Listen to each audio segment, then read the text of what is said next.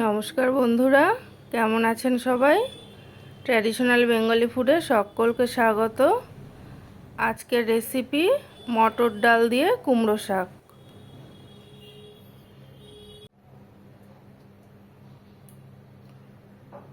প্রথমে 2 কাপ মটর ডাল নিয়ে নিচ্ছি। ডালটা আমি খুব ভালো করে জলে ধুয়ে নেব। জল দিয়ে ডালটা খুব ভালো করে ধুয়ে নেব, তারপরে প্রেসার কুকারে আমি সেদ্ধ করে নেব। কুকারে ডাল দিয়ে দিচ্ছি। ডালটা খুব ভালো করে জলে ধুয়ে নিয়েছি।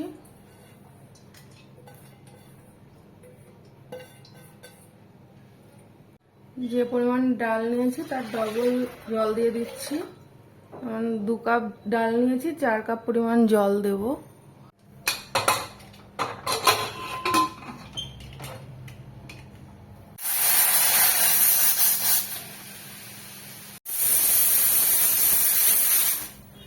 মটর ডাল সেদ্ধ হয়ে গেছে, কড়াই ঢেলে দিচ্ছি।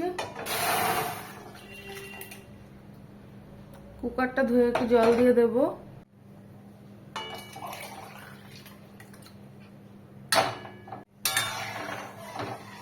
এবার আমি এতে কুমড়ো শাকটা দিয়ে দেবো। খুব ভালো করে কেটে কুমড়ো শাকটা আমি কিন্তু ধুয়ে নিয়েছি। শাকটা দিয়ে দিচ্ছি, সেদ্ধ হবে।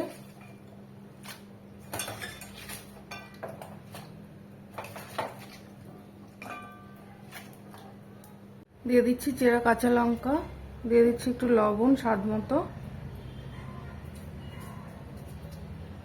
আর দিয়ে দিচ্ছি হলুদের গুঁড়ো। একটুখানি নেড়ে চেড়ে দেবো।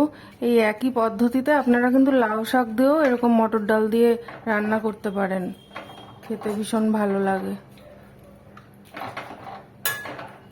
শাকটা সেদ্ধ হওয়ার জন্য একটু ঢাকা দিয়ে দিচ্ছি।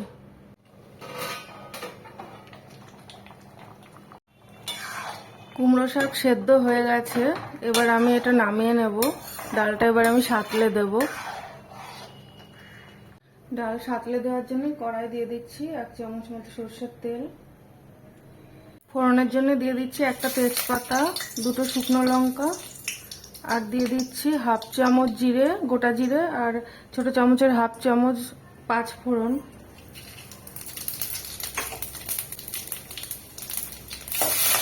ভাজা ভাজা করে নেব।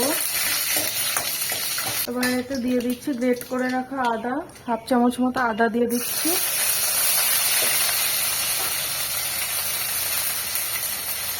দিয়ে দিচ্ছি 1/2 চামচ মতো ধনের গুঁড়ো। ওই একই পরিমাণে দিয়ে দিচ্ছি জিরের গুঁড়ো। একটুখানি জল দিয়ে দেবো, মশলাটা যাতে পুড়ে না যায়।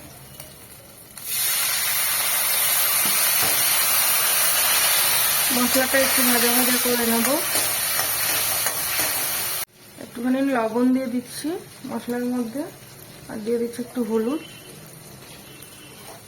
মশলাটা ভাজা ভাজা করা হয়ে গেছে, এবার আমি ডালটা ঢেলে দেবো।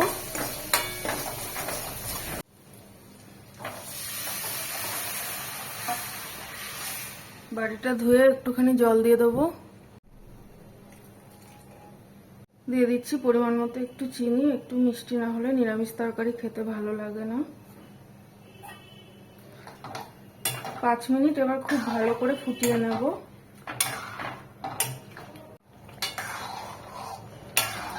বন্ধুরা, মটর ডাল দিয়ে কুমড়ো শাকের ডাল রান্না কিন্তু হয়ে গেছে। এটা বহু পুরনো একটা রেসিপি, ভীষণই সুস্বাদু রেসিপি। তোমরা এভাবে লাউ শাক দিয়েও এটা কিন্তু বানিয়ে নিতে পারো, খেতে কিন্তু ভীষণই সুস্বাদু। তো বন্ধুরা, কমেন্ট করে জানিও রেসিপিটা কেমন লাগলো। আজ এই পর্যন্ত, পরে আবার নতুন কোনো ভিডিও নিয়ে আসবো। ততক্ষণ ভালো থেকো, সুস্থ থেকো।